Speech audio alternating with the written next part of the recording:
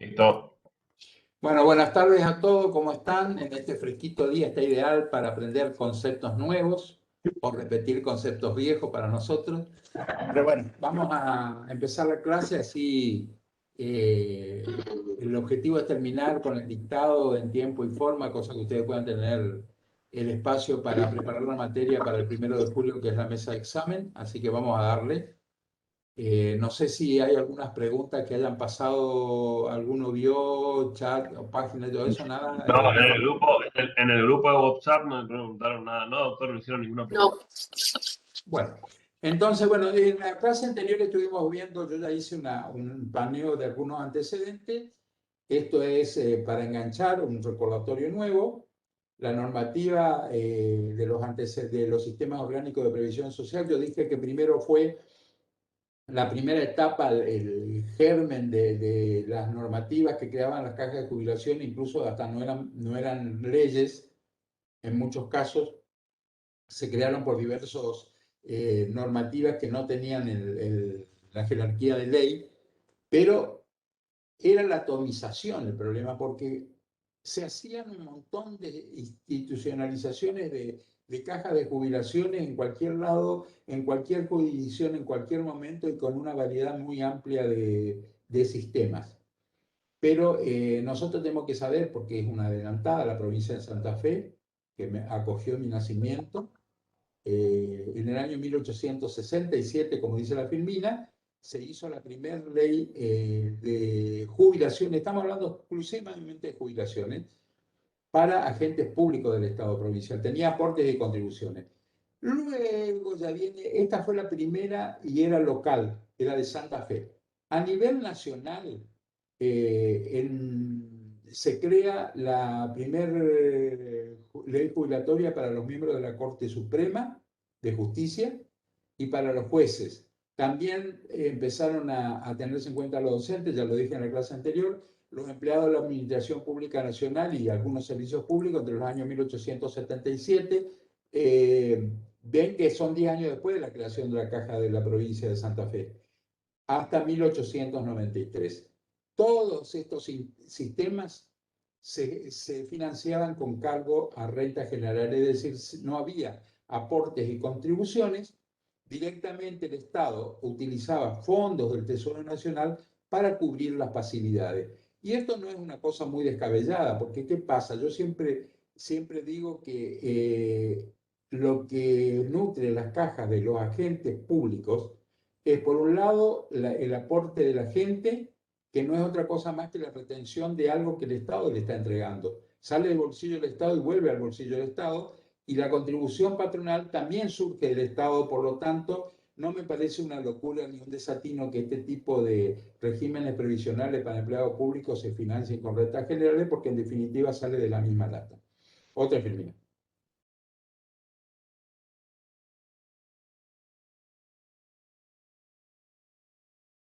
La primer caja del ámbito nacional que abarcaba todo el país era la de 4.349, que ya la habíamos visto en el año 1904, la Caja Nacional de Jubilación y Pensiones para Empleados y Funcionarios de la Administración Pública Nacional, del Consejo Nacional de Educación, de los bancos de la Nación Hipotecario, que eran los dos bancos oficiales nacionales que había, de los ferrocarriles del Estado y de la Justicia Nacional. Como verán ustedes, un solo servicio público entró, que es el de los ferrocarriles.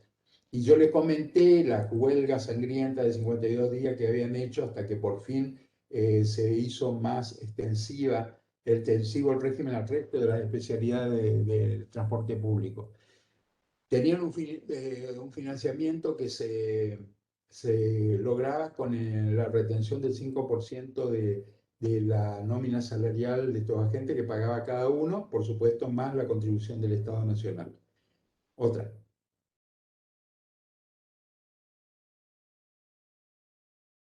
Esa atomización institucional de que habla en la década del 40 es lo que yo le decía recién. Había de cada pueblo un paisano y no era muy conveniente. Yo les expliqué cuál era el problema. Porque una persona raramente tiene un trabajo del momento que se incorpora a la actividad económica hasta que le llega el momento de jubilarse. Puede estar trabajando en 4 o 5 actividades, alguna como dependiente del Estado, trabajador autónomo, otra como dependiente de la provincia, y al momento de jubilarse resultaba que no reunía los requisitos de aportes totales en su caja última. Entonces debía recurrir para complementar estos, para cubrir las exigencias del régimen en cuanto a servicio de aporte, a los aportes hechos en las otras cajas. Entonces se había establecido un sistema de compensación, es decir, las cajas transferían los aportes que habían hecho los trabajadores en una u otra. No era muy estructurada la cuestión y siempre habían grandes discusiones y se demoraba muchísimo tiempo en conceder la prestación previsional con todo lo que ello significaba, tanto para el trabajador como para el organismo empleador. En la década del 40 empezaron a sistematizarse, es decir, el estado de bienestar social, donde el Estado es el responsable de cubrir los beneficios de la seguridad social, empiezan en la Constitución de Derecho al Bienestar de la Constitución de 1949, y ahí surgen, por ejemplo, la caja de los, en esa época empieza la caja de los periodistas, están jugando con la filmina. Otra Perdón. más adelante, te fuiste muy para atrás, Se me escapó, perdón. una más. Ahí. No, otra más. Esa es Bueno, la está bien, volvé unificación. para atrás. Unificación, estábamos hablando de unificación. Ahí está. Ahí. Sí, una más. ¿Vos no la ves? Ahí. Esa sería unificación de regímenes. No, es la anterior. Pero la anterior es esta, No, dale, unificación de regímenes. pone unificación de los regímenes. Bueno, eh, en la unificación de los regímenes hay una etapa de transición que empieza en el año 1954, año glorioso porque yo nací ahí, con la ley 14370, que fue la primera ley orgánica de jubilaciones. Había una tendencia hacia esta atomización de la que estábamos hablando recién y con los problemas que ocasionaba. Empezó también con una modificación, porque los regímenes eran casi todos de capitalización, es decir, tanto capitalización colectiva como individual, donde cada persona con su aporte y las contribuciones formaba un colchón con el cual se financiaban sus prestaciones después, pero dependía de su esfuerzo, en realidad de su esfuerzo de aportante.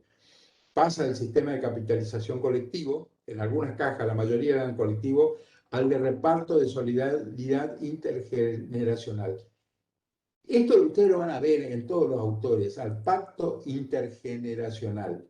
Esto no es ni más ni menos muy sencillo, que hay un supuesto convenio entre las actuales generaciones de trabajadores con los trabajadores que ya han dejado de prestar servicios y entraron a la etapa de la pasividad.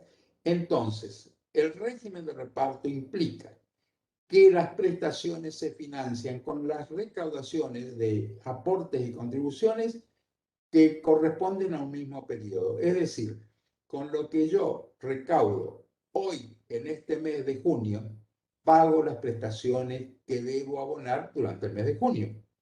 Esa solidaridad intergeneracional, ese es el pacto por el cual también, y teniendo en cuenta el principio de la solidaridad, nosotros nos vemos en la obligación de aportar, aunque no tengamos previsto utilizar el sistema, sino que yo tengo, incito, un convenio con los que ya se jubilaron para cubrir sus prestaciones con mis aportes, no obstante que a mí me falta todavía para jubilarme, y a través del tiempo la línea dice que yo voy a seguir recibiendo, pagando hasta el momento en que me llegue la jubilación, aportando al régimen hasta el momento en que me llegue el momento de jubilarse, y los otros van a seguir aportando igual que lo hice yo hasta el momento de jubilarse, de modo tal que se conectan ambas situaciones y los activos financian a los pasivos por los siglos de los siglos, sin ningún tipo de inconveniente.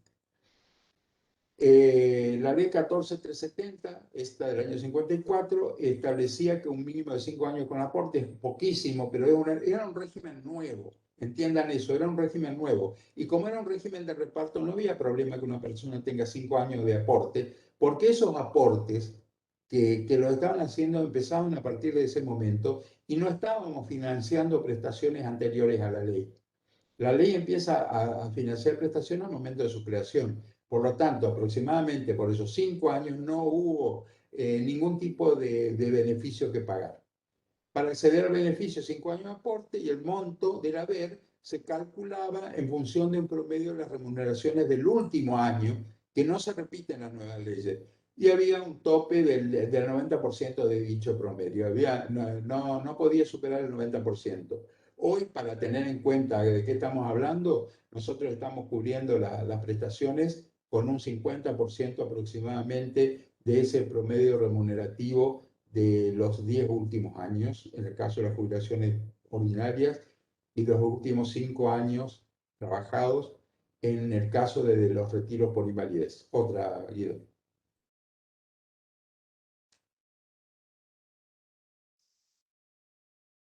Había la 14397 fue la primera ley que establece el régimen de los trabajadores autónomos.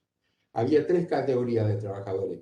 Era por el tipo de actividad autónoma que realizaban. Había trabajadores independientes, que hoy serían los almaceneros, la gente que trabaja como monotributista, para ustedes, contadores, que lo van a entender mejor, aquella gente que no tiene patrón ni tiene empresa, o puede tener una pequeña empresa, pero se los considera trabajadores independientes. Los profesionales también entraban ahí, en la categoría C. Y los empresarios, que eran los propietarios de grandes empresas que tenían empleados bajo relación de dependencia. Esos eran los 3 tipos. Por supuesto que un trabajador independiente era el que menos aportaba, era el menor valor del aporte previsional, los empresarios aportaban más de acuerdo a la actividad supuesta que tenían, y los profesionales también. Así que esos 3 regímenes se establecieron. Y se estableció también un sistema de incompatibilidad conforme al que el que tenía autónomo no podía continuar con el ejercicio de una actividad independiente en autónoma, una verdadera barbaridad. Pero a lo mejor en esa época podía resultar, no obstante que el autónomo es imposible hacerlo en promedio de los ingresos, porque eso depende de una serie de circunstancias que no son mensurables en este ámbito. Pero bueno, una vez que uno se jubilaba, no podía continuar en ningún tipo de actividad, lo que motivaba que la gente no se jubilara cuando llegara a la edad necesaria, porque por supuesto la jubilación sola no le alcanzaba para vivir y por lo tanto debía continuar activo durante mucho más tiempo. Otra idea. ¿Qué pasa con la crisis? La cláusula el régimen de ambas leyes, la relación de dependencia y la de autónomo que vimos recién, empieza a finales de los años 50. Ustedes vieron que en el año 54 son estas leyes, empieza a haber, porque ya se estaban pagando jubilaciones y se termina de generar excedente. Siempre había un pozo disponible porque todo lo que entraba no alcanzaba y sobraba para pagar las prestaciones que estaban vigentes, porque la gente todavía no alcanzaba los requisitos. Pero en esa época, más o menos un poquito más adelante, yo diría no el 50, 55 en adelante, el sistema deja de acumular excedente y comienzan a faltar fondos de la recaudación normal. Acuérdense que el Estado acá no contribuía, salvo cuando era empleador. ¿Qué pasa? El Estado, como siempre pasa en este tipo de cosas, como hay dinero depositado y reservado para pagar, el Estado comienza a utilizar los fondos de las cajas para cualquier tipo de gasto que no tiene nada que ver con la previsión social. Hoy día tengan en cuenta ustedes que todavía estamos financiando. Hubo un gran gasto con la entrega de las computadoras a los alumnos escolares que lo financió ANSES. Otro gran gasto que fue la entrega de préstamos para construcciones de vivienda e incluso la construcción de vivienda del plan Procrear. Hubo préstamos solidarios, podríamos decirlo, porque a muy bajo costo, para emprendimientos industriales, grandes empresas que se beneficiaron con los dineros ANSES, pagaban una rentabilidad, por supuesto, pagaban intereses y devolvían esos fondos como podían, porque lógico, era una ayuda del Estado, pero se utilizaban los fondos que hoy conocemos como ANSES para fomentar, no eran jubilaciones. Después tenemos que los regímenes profesionales, había algunos regímenes profesionales que había mucha permeabilidad en cuanto al acceso a los beneficios, es decir, regulaban, se autorregulaban y por ahí había jubilados de 40 años de edad, cosa que en un régimen común y silvestre implica una bomba de tiempo. Muchos gastos administrativos, porque cada vez los organismos se hacían más grandes y cada vez se hacían más. Hablamos de seguridad social en general, las cajas eran varias, las cajas de asignaciones familiares eran varias, las obras sociales entraban en el mismo canasto y los gastos administrativos, por supuesto, eran también más elevados, cada vez se iban incrementando más. Otra idea.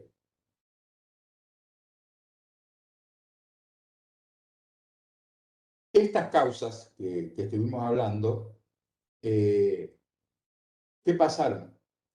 Hubo un incremento del sector pasivo a partir de 1958, diría del 60, hasta el año 68, se duplicaron la cantidad de afiliados, pero el sector activo de la economía crecía solamente un 15%.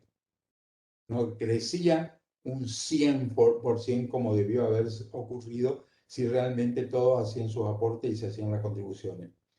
Había un montón de reclamos judiciales, como el día de hoy, el ciclo se repite, porque no había una proporcionalidad entre los beneficios que se estaban pagando y el salario de los trabajadores en actividad en el momento en que el jubilado estaba cobrando. Entonces, todos decían, ¿cómo puede ser que el que está ocupando mi puesto en una empresa esté cobrando 10 pesos de sueldo y yo no alcanzo ni a 2 pesos en cuanto al valor de mi jubilación? Por supuesto, los reclamos judiciales se hicieron mucho más numerosos y eso representó también una erogación mayor de los recursos de las cajas de jubilación. Otra idea.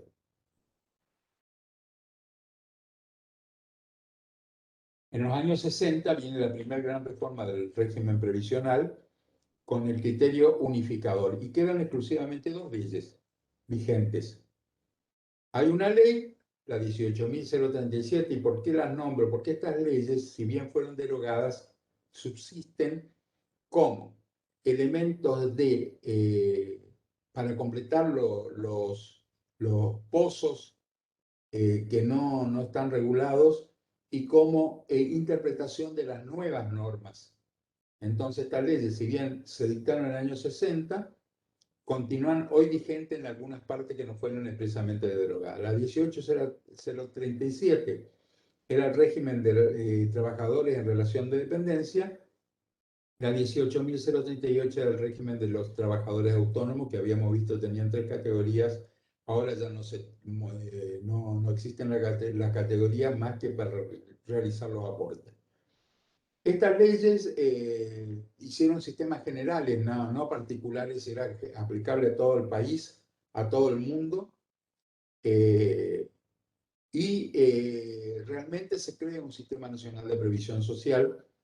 Derogaron una treintena de leyes y decretos que yo le decía que fueron los que crearon las distintas cajas independientes, bancaria, seguro, comercio, industria de un tipo, pesca, agro, todo eso se unificaron en estas dos leyes.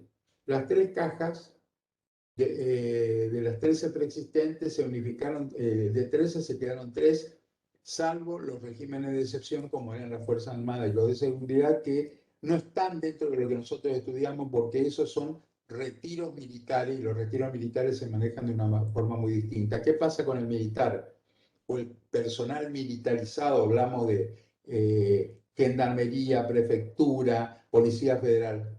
Esa gente nunca se desvincula de la fuerza. Pasan al retiro, ustedes van a ver que por ahí dice comisario R, entre paréntesis, un retirado, nunca pierden la vinculación con el sistema de seguridad. Siempre están, incluso lo pueden llamar en cualquier momento. Es decir, siguen siendo cuasi dependientes de su estructura militar o cuasi militar. Hoy día, bueno, ya vamos a llegar, no me voy a anticipar, hay que tener en cuenta que las Fuerzas Armadas de Seguridad siempre van a tener su régimen separado porque son muy específicas y no pueden entrar dentro del otro sistema. Merecen tal vez alguna modificación, pero no se va a hacer ahora, así que no vamos a hablar de eso. No entran dentro de nuestra materia de estudio. ¿Qué era la ley 18037, la 38?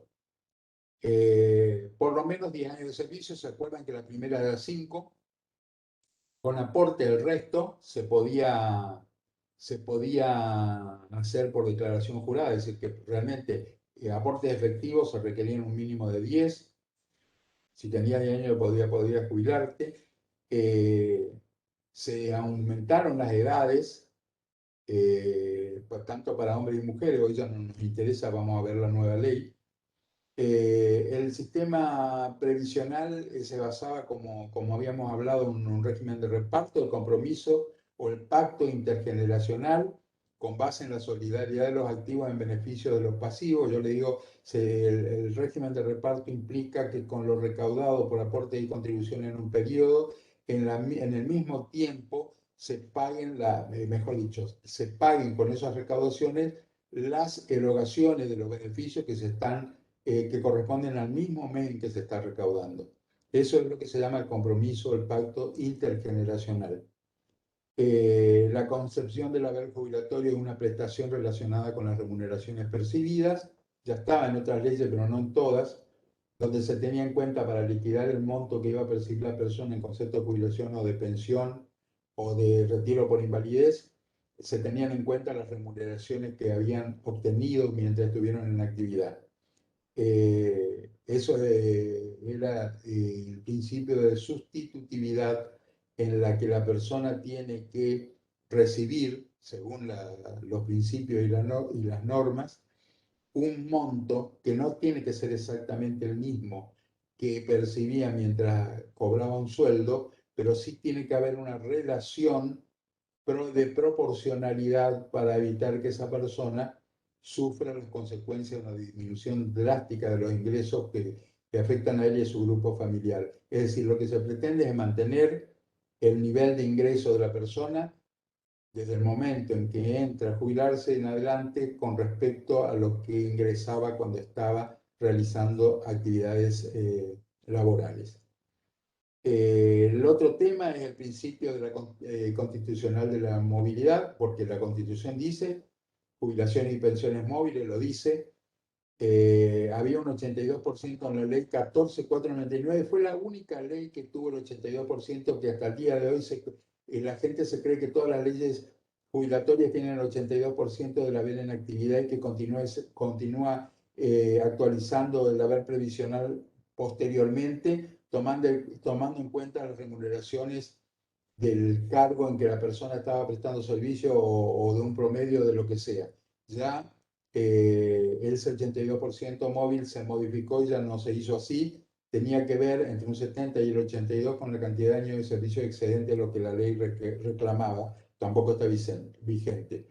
Y había un sistema de reajuste anual que se hacía sobre las remuneraciones para sacar el monto actual, porque por supuesto se tomaban 10 años anteriores al momento de jubilarse y esos estaban desfasados porque la Argentina siempre tuvo devaluación e inflación y los sueldos había que actualizarlos porque si no hubiera sido irrisorio. En los años 60 se modificaron con estas dos leyes los sistemas anteriores. Se disminuyó el déficit, transitoriamente se aventó la cuestión de la crisis de los sistemas que estaban quebrados, pero no se consiguió una reforma profunda y sustancial de los regímenes, eran más de lo mismo, con distintos nombres y con la intencionalidad de que dure muy poco tiempo, no se pensó a futuro, sino que se pensó en un momento. Sí, se solucionó transitoriamente, pero no en forma definitiva. Y esto, por supuesto, implicaba que tarde o temprano la crisis previsional, del sistema previsional, se iba a replicar a poco que pasara el tiempo. Otra ayuda. La crisis se agrava, no solamente continúa, pero que otros son los motivos de lo que vimos anteriormente. Ya estamos hablando de los años 80, más contemporáneos a nosotros. Quiebra totalmente el sistema previsional. Hay que tener en cuenta que el régimen previsional nuestro, aunque había sido de reparto, era asistido por el Estado con otro tipo de ingresos, por ejemplo, impuestos específicos que se afectaban a cubrir los déficits de las cajas jubilatorias, como también fondos del Tesoro Nacional. En los 80 la crisis se hizo mucho más profunda. Había una crisis financiera por el proceso inflacionario, no obstante que no había plata guardada, porque como yo les expliqué, de acuerdo al pacto intergeneracional y el sistema de reparto, que consisten en lograr financiar las prestaciones con los ingresos ocurridos en el mismo mes en que éstas se generan. Pero la inflación era tan terrible que tampoco permitió que ocurra nada.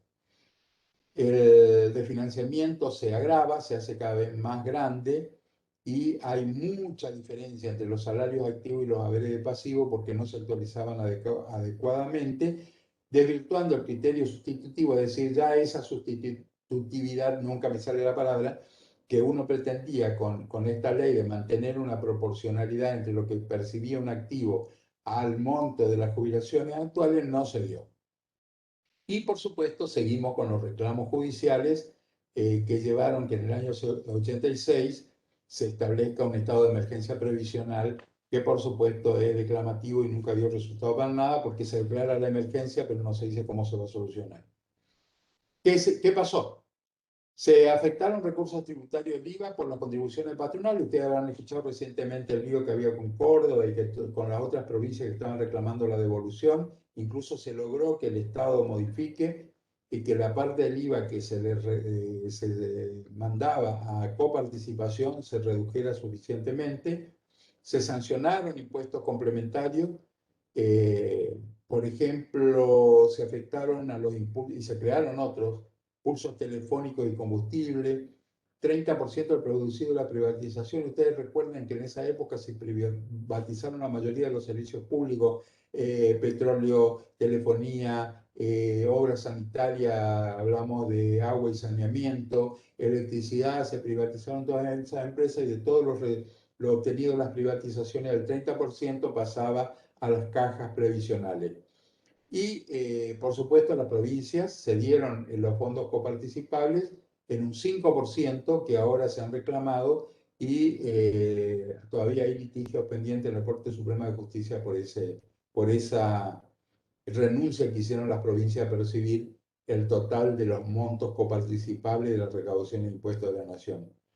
Y después se estableció un sistema obligatorio para que la persona percibiera las diferencias de remuneraciones que correspondían por la actualización de sus haberes que habían quedado desfasados y se pagaban cuotas, varias cuotas según el plan, pero bueno, que a la larga cuando se estaba cobrando, como pasa hoy cuando compro un lavarropa y lo compro en 12 cuotas, yo sé que cuando pago la cuota 6 el lavarropa vale el doble y yo sigo pagando lo mismo. Pasó lo mismo en ese momento con lo que la gente estaba recibiendo en compensación de lo que podríamos llamar con términos actuales la famosa reparación histórica, es decir, se le reconoció una diferencia que la determinó el mismo Estado, que vaya a saber con qué parámetro, y el Estado mismo estableció cómo se lo iba a pagar y lo canceló en cuotas.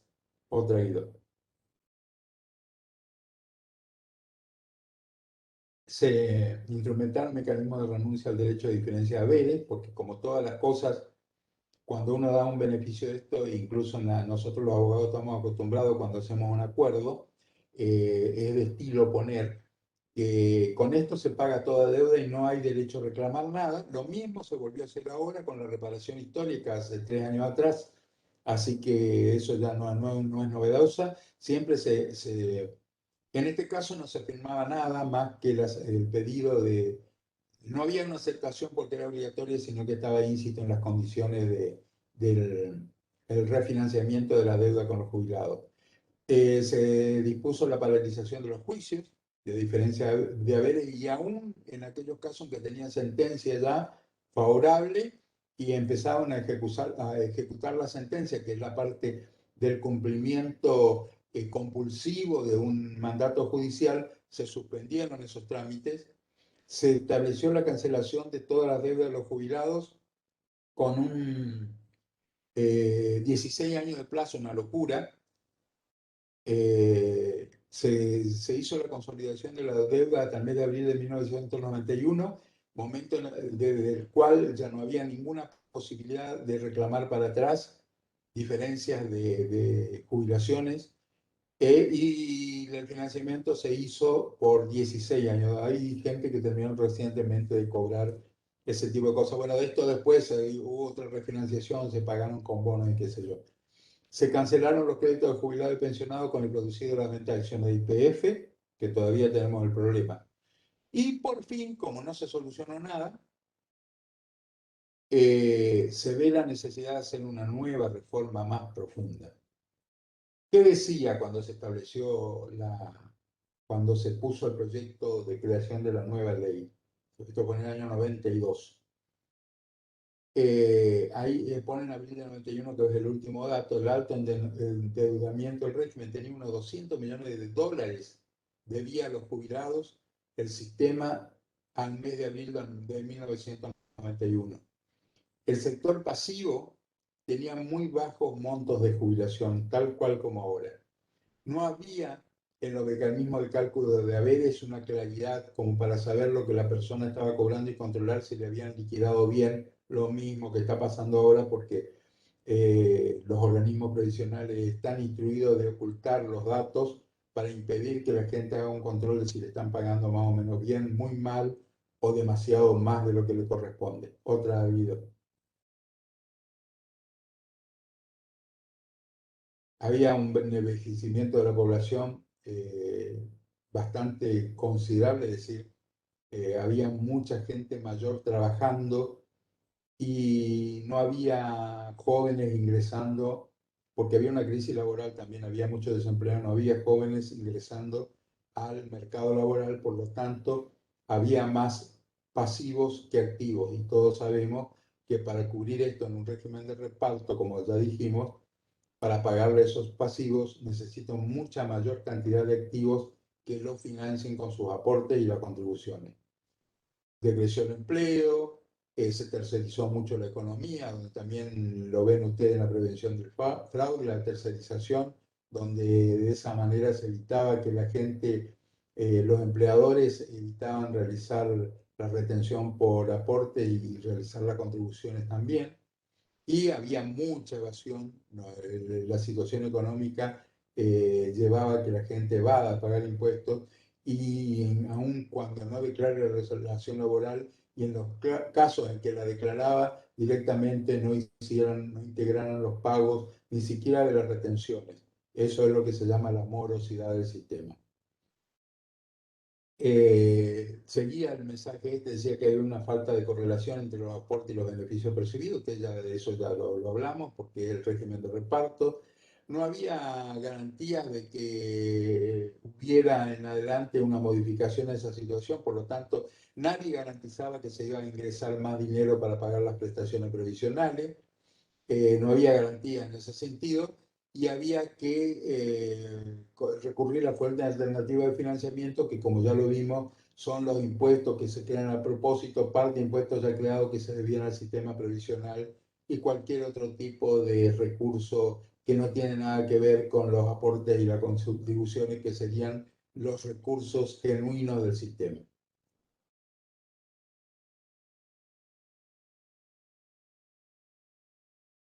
Otra hilo. Y así llegamos a la creación del sistema de la ley 24.241. Muy complejo era el sistema. Una ley que demoró 2 años en sancionarse, que cuando se sancionó ya estaba en algunas partes totalmente desactualizada.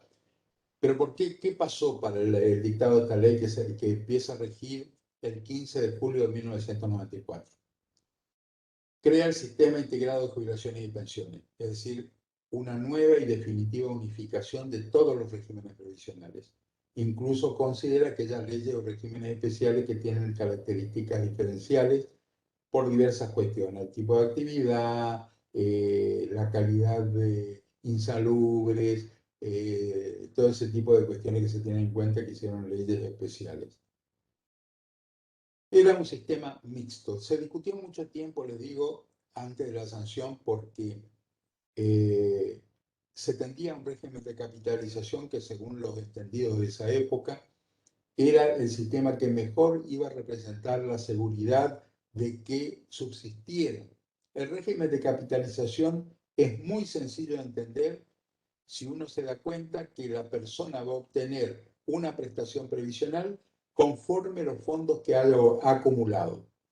Por supuesto que hay una serie de parámetros que hay que cubrir y prever, como por ejemplo épocas en que la persona no ha realizado aporte suficiente, épocas en las que la persona estuvo enferma o fuera del mercado laboral, cargas de familia y ese tipo de cosas. No, en el régimen de capitalización no se tienen en cuenta porque el régimen de capitalización consiste en una especie de una caja de ahorro donde la persona acumula fondos para después, con esos fondos acumulados, obtener la prestación previsional que le corresponde o a la que ha tenido derecho. Eso se peleó mucho, primero originariamente de capitalización del proyecto, luego los sindicatos lograron que se estableciera un sistema mixto, que tampoco hoy ya no, nos interesa porque, como yo les dije la vez anterior, se derogó el régimen de capitalización, desapareció y quedó solamente el reparto, pero es importante que ustedes sepan qué pasó con esto. Coexistían un régimen previsional de público basado en el sistema de reparto gestionado por ANSES y un régimen de capitalización basado en la capitalización de los aportes. ¿Por qué dicen los aportes? Porque las contribuciones iban al régimen, al subsistema de reparto, con lo cual el Estado luego le pagaba una porción de la jubilación. Y los aportes de los trabajadores iban solamente a la AFJP, ya que con eso se constituía ese famoso fondo de capitalización individual, con la cual otra parte de la jubilación se iba a integrar al momento de ser percibida. Las jubilaciones y pensiones, entonces había dos organismos que administraban el sistema. Lo que era la parte de reparto, por eso se llama mixto, lo manejaba directamente ANSES y la parte de capitalización exclusivamente a cargo de unas entidades, sociedades anónimas con un único objetivo, que era de administrar fondos de jubilación y pensiones, constituida por esta sociedad anónima, como les dije, que eran las conocidas administradoras de fondos de jubilaciones y pensiones, con una supervisión que estaba a cargo de la Superintendencia de Administradora de Fondos de Jubilaciones y Pensiones. Entra en vigencia, como les dije, a mediados de en julio, el 15 de julio de 1994.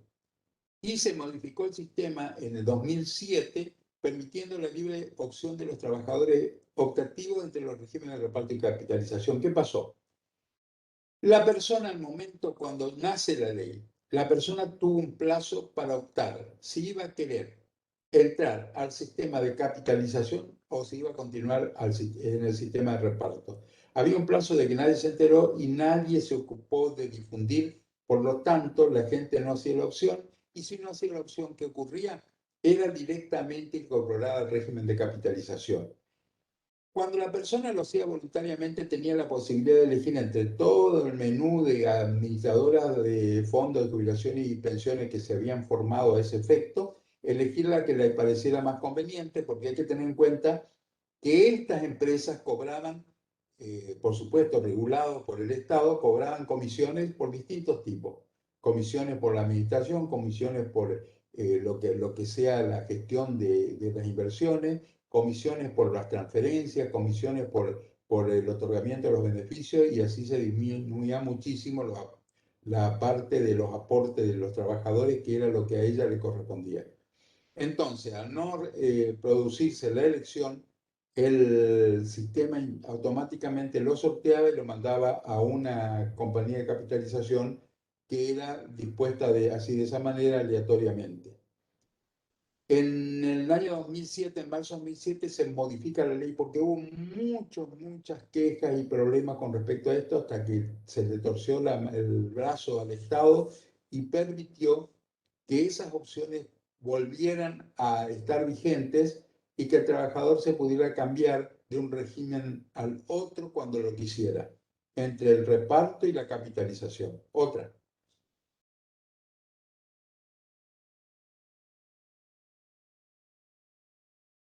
Sistema Integrado de Jubilaciones y Pensiones. ¿Recuerdan? PSI-JP. La ley 26425 hace una nueva modificación al sistema, que es justamente la que estamos hablando, donde había un régimen previsional público basado en los principios de solidaridad y reparto, como habíamos visto, deja sin efecto el régimen de capitalización que integraba el sistema integrado de jubilación y pensiones. Hoy no existe más. Ahora se llama Sistema Integral de Previsional Argentino. Antes se llamaba Sistema Integrado de Jubilación y Pensiones. No derogó la ley 24.241, la misma ley en su conjunto, sino que lo único que fue a hacer es derogar toda la parte que correspondía al régimen de capitalización, dejando subsistente lo del régimen solidario o de reparto. Entonces, ahora sí, en el último punto, en el último párrafo, el régimen de reparto puede definirse como una especie de contrato social intergeneracional por medio del cual los trabajadores activos financian las prestaciones de los pasivos. Esa es la definición que ustedes tienen que conocer, es la más legible, la más fácil de entender. Otra vez. A ver cómo estamos de horario. Estamos muy bien. Nosotros vamos a seguir con esta es la estructura del SICPA, ¿no es cierto? Ya cuando no hay régimen de capitalización. Tiene tres prestaciones diferentes. Tiene tres prestaciones diferentes que en realidad podrían haber sido tranquilamente dos, porque la prestación básica universal se le otorga a toda persona que reúna los requisitos mínimos exigibles, que son la edad, como acá viene está expresado en la filmina, las mujeres a los 60 años y los hombres a los 65, y hayan efectuado los aportes correspondientes, es decir, no se reconocen servicios sin aporte, como sí ocurría en las primeras leyes de jubilaciones, que exigían 10 años de aporte, por ejemplo, y los otros 20 años se podían hacer valer por medio de declaraciones juzgadas. Acá no. Con esto se terminó definitivamente la posibilidad de que una persona sin aporte pueda jubilarse si no alcanzaba los 30 años. Independientemente de las remuneraciones o renta percibida, porque los autónomos, hablamos de renta porque los autónomos no tienen remuneraciones, tienen renta. Se otorga tanto a los afiliados que permanecieron en el régimen de reparto como en el régimen de capitalización, y esto viene al caso, porque la prestación básica universal es uniforme para todo el mundo. Por algo es una prestación y es básica, es lo mínimo que una persona tiene que estar cobrando, y es universal porque alcanza a todas las personas que reúnan los requisitos. Pero luego hay otras dos prestaciones más que va a venir en las filminas que continúan. Por supuesto, no miren el actual monto de la PBU, no está totalmente desactualizado, yo no la modifico a esta. Ese estaría para el hogar, fíjese a cuánto está la PBU ahora. Se otorga la prestación básica universal por un lado, que es ya a todo el mundo, pero luego en la siguiente filmina, Guido, están los otros dos. Esto no tiene ningún cálculo tomando en cuenta nada. Es básico, es universal y la determina el Estado por una resolución conjunta entre el Ministerio de Economía y el Ministerio de Trabajo y Seguridad Social. También esto tiene una pequeña historia. La PBU en realidad surgía originariamente de un cálculo objetivo. Resultaba de dividir los aportes y contribuciones de los trabajadores en un semestre, el promedio de un semestre de trabajadores aportantes, dividido la cantidad de aportantes. Es decir, se sacaba la cantidad de dinero que entró dividido los aportantes y eso era lo que nosotros llamábamos en la anterior ley AMPO, aporte medio previsional obligatorio. Y la PBU era 2,5 veces ese promedio. Y después se sacó directamente esta forma de determinar y quedó la PBU con un monto fijo que no hace referencia a ningún cálculo objetivo, sino que es determinado directamente por resoluciones ministeriales. La otra prestación de las tres que integran el haber de las jubilaciones es la prestación compensatoria. Y ustedes van a ver después qué gracioso que es que haya dos prestaciones, porque la que sigue, la prestación adicional por permanencia, la vamos a ver en la próxima filmina. Y fíjense el concepto. Volvé para atrás.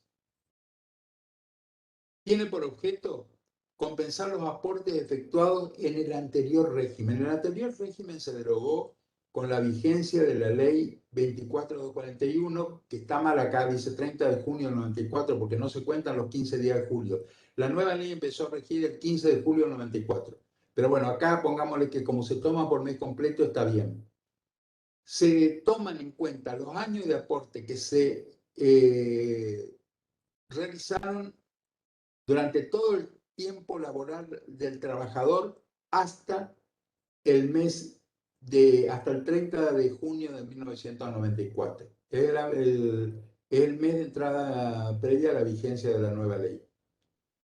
Yo tomo ahí solamente, por el momento, tomo ahí solamente los años de aportes que hicieron en el régimen anterior a la ley 24.241.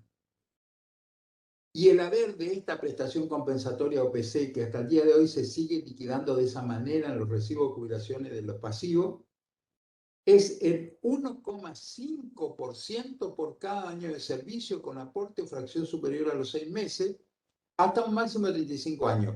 Calculado en el caso de los trabajadores dependientes sobre... Bueno, ahora yo le voy a decir cómo se hace el caso del promedio mensual, pero vayamos a determinar cuál es el porcentual. Yo tomo las remuneraciones de los 120 últimos meses, las actualizo con los coeficientes que establece ANSES y hago el promedio. Es decir, sumo todas las remuneraciones de los 120 meses, las actualizo con los coeficientes que corresponden, las sumo, hago la división por 120 y eso me va a dar un haber base. Ese haber base, que sería un haber cuasi actualizado, supuestamente actualizado, lo multiplico por el porcentaje que resulta de multiplicar la cantidad de años de servicios o aportes cumplidos en el régimen anterior, es decir, hasta el mes de junio del año 94 por 1,5. Ese porcentaje que me da, pongámosle 30 años, no van a tener 30 años en el régimen anterior, pero pongámosle 10 años. 10 años en el régimen anterior sería el 15%. ¿Está? 1,5 por 10, 15%. Ese 15% lo aplico sobre el promedio de las remuneraciones de los 120 últimos meses trabajados. Y ahí me da el valor de la PC. Recuerden que todos esos montos mensuales son actualizados antes de hacer el promedio. Una vez que obtengo el promedio, aplico el porcentaje que resulta de multiplicar 1,5 por la cantidad de años de ese periodo, es decir, anteriores al mes de junio de 1994. En caso de los trabajadores autónomos, yo les decía, no tienen remuneración, así que lo que se toman son las rentas presuntas que el trabajador obtendría según la serie de parámetros que están establecidos en los primeros artículos de la ley, donde el trabajador autónomo se le estima una renta de acuerdo a la actividad que realiza, su posición frente al IVA y algunos otros conceptos. Las categorías las tipifica la AFIP, DGI, y cada uno paga la contribución y el aporte del trabajador autónomo no tiene, por supuesto, empleador, por lo tanto él paga en un solo pago lo que correspondería a un trabajador y a un empleador, se lo suma y se calcula sobre esa renta presunta que se estima que debe tener por el hecho de realizar determinada actividad como trabajador autónomo. Otra ida. La otra prestación es la prestación adicional por permanencia, que es exactamente igual. Es decir, el 1,5% por cada año de servicio computado a partir de la vigencia del nuevo régimen. Es decir, desde el mes de julio de 1994 en adelante hasta el momento en que solicitó la prestación. Y otra vez, el porcentaje que me da lo aplico sobre el mismo promedio que había sacado para la prestación anterior. Por lo tanto, ¿qué me queda? Que un trabajador que se jubila en una jubilación ordinaria, es decir, una jubilación normal por haber cumplido la edad y el mínimo de cantidad de años de servicio, él va a percibir prestación básica universal por haber reunido los requisitos para jubilarse, que es fija e uniforme para todo el mundo, que haya cumplido con la edad y la cantidad de aportes exigidos por el régimen.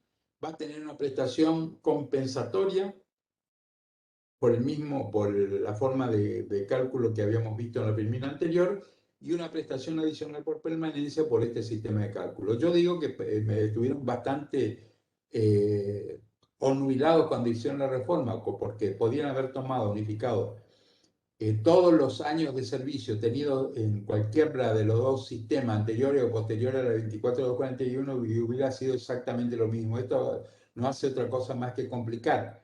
¿Y por qué resulta esto? Porque en el anterior sistema, si bien se establecía la misma forma de calcular, no era el 1,5% en el primer caso, sino que era el 0,85%. Pero al unificarse los porcentuales por los cuales se debían multiplicar cada año de servicio, era también lógico unificar y decir que el trabajador iba a obtener un porcentaje sobre las remuneraciones actualizadas los 120 últimos meses de 1,5 multiplicado, como dije, por la cantidad de años de servicio computable en total. No cambia, no modifica el cálculo en absoluto, hubiera sido mucho más fácil, pero ya quedó así. Quedó así por un error legislativo. Otra ha ido. Los jubilados reciben, igual que los trabajadores, un SAC, que en este caso es un PAC. No es sueldo anual complementario porque no reciben sueldo, sino que reciben prestaciones, por lo tanto se llama prestación anual complementaria, e igual que en la ley de contrato de trabajo, consiste en el pago de 2 cuotas, meses de junio y diciembre, equivalente al 50% de la prestación mensual percibida en ese periodo, es decir, en junio y en diciembre, o devengada en ese periodo. Es igual que en los trabajadores en relación de dependencia. El retiro por invalidez corresponde a las personas que, estando en actividad, hayan tenido un problema de salud que las incapacitare parcialmente o totalmente para ejercer la actividad. Pero al efecto, esto no lo confundan, porque lo solemos escuchar. Cuando le preguntan a ustedes, los porcentajes de incapacidad solamente sirven en la ley de riesgo de trabajo y en la ley de jubilaciones. Cuando existe un dictamen para establecer la incapacidad laboral de un trabajador a los fines de la ley de contrato de trabajo, solamente se tiene en cuenta si está incapacitado total o parcialmente, y no hay un porcentual. Pero esto se aplica a todo por una especie ¿cómo se dice?, de asimilación.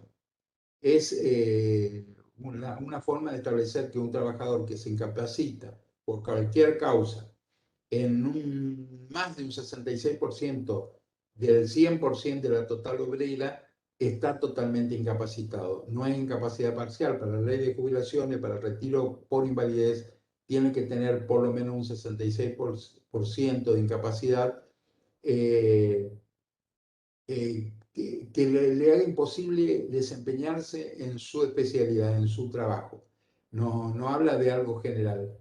La incapacidad se tiene que producir durante la relación laboral si no hay una complicada determinación que se hace, como con la calificación de aportante irregular sin derecho, aportante irregular con derecho, aportante regular, que tiene que ver con los aportes realizados en los últimos 5 años antes de que sufra que haya ocurrido el evento que le ocasionó la incapacidad. Esta invalidez, hay una repartición que se ocupa de establecerla. Luego de las modificaciones quedó así. Había dos. Una era para el régimen de la ley de accidentes de trabajo y enfermedades profesionales, es decir, de riesgo de trabajo, y otra era para la parte previsional. Pero luego, cuando desaparecen las AFJP, que tenían a su cargo el pago de los gastos de la comisión médica que utilizaban, para los riesgos de trabajo. Esto se unificó en una sola, que es la que actualmente tienen, que es la misma de riesgo de trabajo, que se hizo cargo de todo. Son comisiones médicas que están instaladas en las provincias y una central que actúa en grado de apelación, que son las que establecen en forma apelable, porque se puede llegar hasta la justicia, cuál es la incapacidad que le otorgan o le evalúan a cada persona en condiciones para obtener lo que llamamos nosotros retiro transitorio por invalidez en una primera etapa y el retiro definitivo por invalidez en una segunda etapa. Ya saben, es necesario un 66% de disminución de la capacidad para llegar a la percepción de esta prestación por invalidez. Otra herida. Una larga lucha fue el tema de la cobertura de muerte en el caso de los trabajadores. Nosotros van a tenerlo, ya lo tuvimos por acá también. Vamos a ver que la pensión por fallecimiento está cubierta por la ley 24.241. Hay dos posibilidades.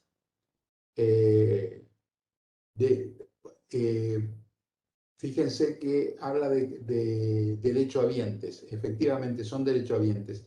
No son los mismos derechohabientes que se usan en el derecho civil, porque no necesariamente coincide con el concepto de sucesores, sino que la ley 2441 establece quiénes son los que tienen derecho a percibir algo como consecuencia del fallecimiento de un trabajador. En ese caso, si la persona está en actividad cuando fallece, es un trabajador. Si no está en actividad y está cobrando una jubilación, es un jubilado. En los dos casos se genera el derecho a la pensión. En el caso de la muerte de un trabajador en actividad o en la casa, o en el caso de un jubilado, también genera derecho a la prestación por fallecimiento. Es un porcentaje que se paga a la esposa o esposa, la viuda o viudo que quede, al conviviente o la conviviente y a los hijos solteros de menores de 18 años de edad que no gozaran de otro beneficio previsional, o bien aquellos hijos que son incapacitados en cuyo supuesto no se tiene en cuenta la edad, sino que pasados los 18 años pueden seguir percibiendo la pensión porque por supuesto no están capacitados para mantenerse por sí mismos. El haber se calcula en función del ingreso base. En el caso del jubilado que fallece, el ingreso base ya está dado porque él está cobrando una jubilación y en ese caso solamente se le otorga a los causavientes o a los derechohabientes el 70% del haber que percibía el jubilado. Y se toma para el otro caso en que haya que determinar cuál es el haber cuando es el trabajador que está en actividad y fallece. No tenemos una jubilación que ya estaba percibiendo, que previamente a la percepción y otorgamiento requirió que yo haga un cálculo de cuánto le correspondía a él. Entonces, en el caso de un jubilado, de un trabajador en actividad, yo tengo que hacer previamente el cálculo de lo que a él le hubiera correspondido en el caso de que se hubiera jubilado por invalidez, que es distinto. La jubilación por invalidez se calcula como un promedio de los últimos 5 años, es decir, 60 meses de remuneraciones, no 120 meses como se calcula en el supuesto de la jubilación ordinaria. Se toman entonces los 5 años, pero bueno, eso también, eso está vigente. Vamos a la otra. Bueno, esta es la prestación por edad avanzada. Antes que eso, vamos a decir lo siguiente. La viuda, el viudo, la esposa concurren con los hijos menores de edad o discapacitados en el cobro de la prestación de pensión.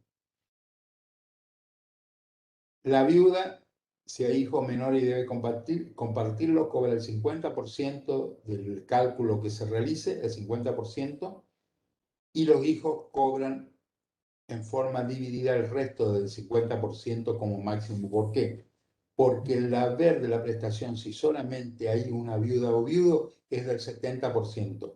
Puede darse el caso que no haya ni viuda ni viudo y haya hijos menores discapacitados, en cuyo caso a los hijos le corresponde el 70% del haber de la jubilación, si falleció el jubilado, o del haber que se calcule, como si estuviera calculando una prestación por invalidez, el trabajador. A lo que le hubiera correspondido al trabajador, 70%. lo que le correspondía al jubilado, 70%. Sí, la viuda le corresponde siempre el 50% y a cada hijo le corresponde el 20%. ¿Qué pasa si hay más de 2 hijos? Con ese 20% yo me voy al 40, más del 50 al 90. Por lo tanto, estamos superando el 70% de lo que le hubiera correspondido. La ley lo permite. Pero si yo tengo 3 hijos y la madre que tienen que compartir la pensión, saco la cuenta y me da 50% a la viuda, más 20% a cada hijo, son 60%, me da 110%. Eso la ley no lo permite.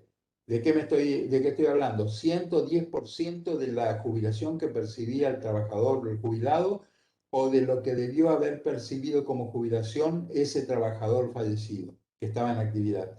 Eso la ley no nos permite, limitando en el 100% el monto. Por lo tanto, si hay 3 hijos, no van a cobrar el 20% cada uno, sino que van a cobrar el 16,66% y así sucesivamente con respecto a si hay más hijos, es proporcional, se saca una proporción para que lo cobren.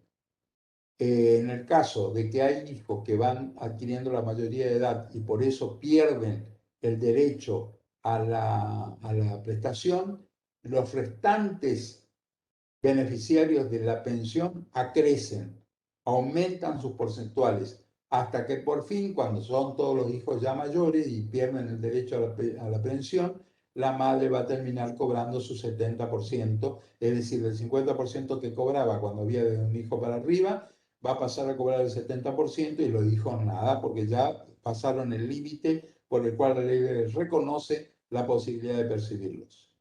La jubilación por edad avanzada es una jubilación que se da a aquellas personas que no han logrado completar los 30 años de servicio. Es bastante complicada.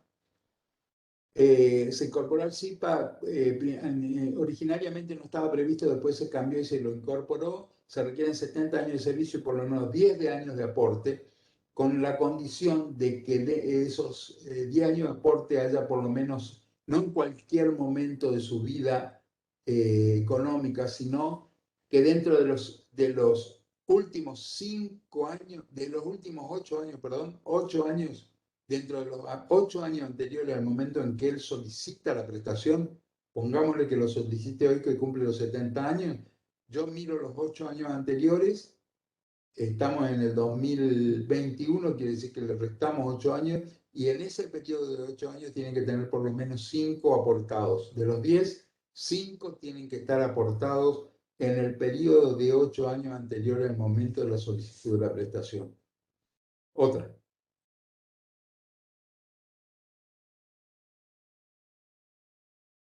Por eso le decía hoy que había otros, aparte de esta ley única, había otros regímenes especiales que son muy pocos los que quedan, porque la tendencia es que le vayan desapareciendo estos regímenes, entre comillas, privilegiados. Hoy día tenemos a los docentes universitarios, a los investigadores científicos y tecnológicos, a los miembros del Poder Judicial y del Servicio Exterior.